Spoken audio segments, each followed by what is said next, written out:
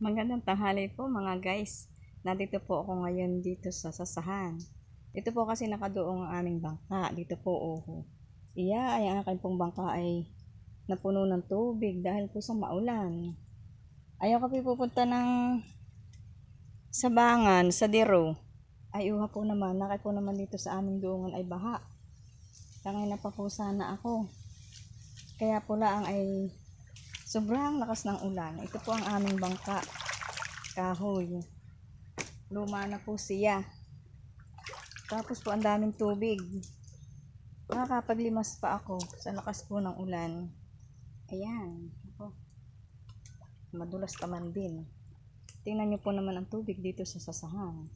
Malabo sa lakas po ng ulan. Pupunta po ako sa Sabangan, sa Diro. Maggagala po. Mamaya po uli.